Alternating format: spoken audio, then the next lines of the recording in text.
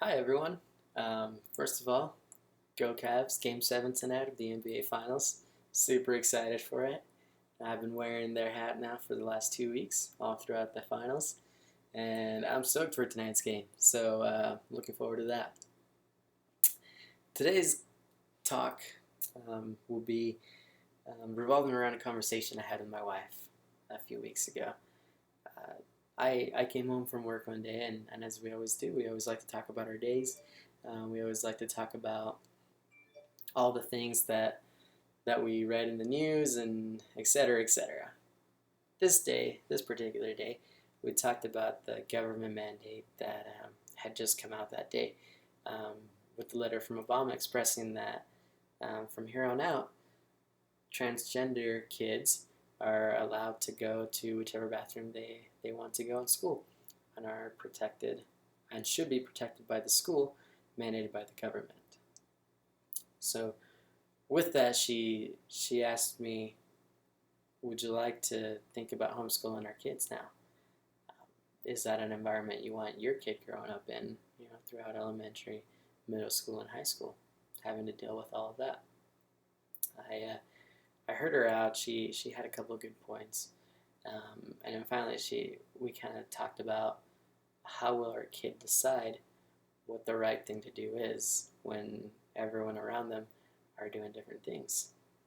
So those are the 2 points I'm going to be talking about today.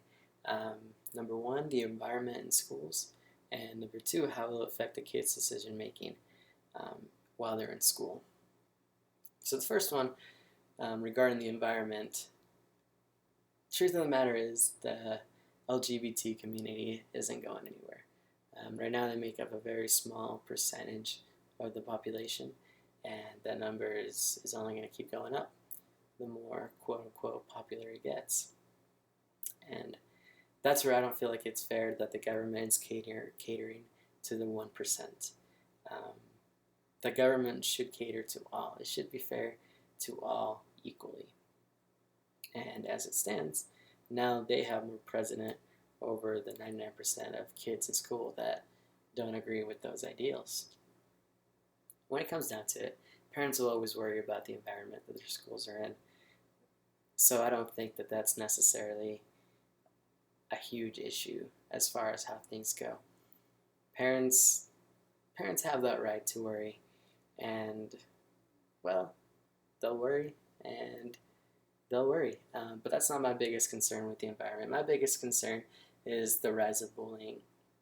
Whereas before, the transgender kids, they would just go into the bathroom that they were quote unquote assigned. No one really knew who they were, and yes, they lived in the shadows.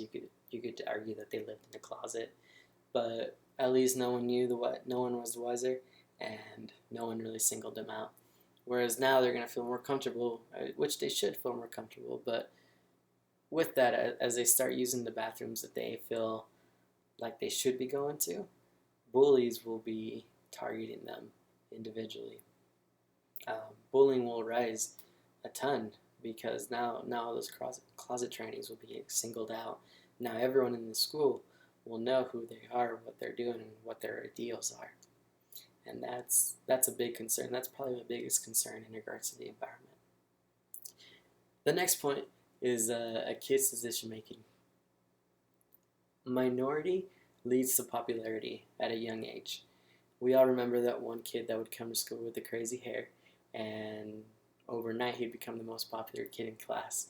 Or the one kid that came with very extreme clothing, and again overnight they would become the most popular kid.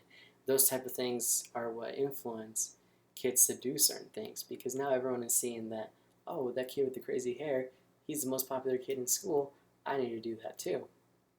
And that's my biggest concern in regards to this issue, is that as those in the minority, as those transgenders become popular, which they will, then my kid could now look up to them and say, "Hey, I want to be that cool too. Maybe I'm biologically made that way as well."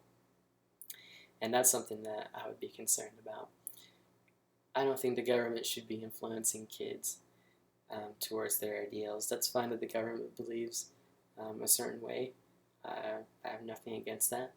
But now they're pushing those ideals within the schools and in terms towards my kids. And I think every kid should be able to decide for him or herself how they want to live their lives. And then with that, that transitions into parents. Yes, parents have the main responsibility to teach their kids, both morally and scholarly. Yes, teachers do the majority of the busy work in terms of schooling, but parents have the responsibility to teach their kids what their ideals should be.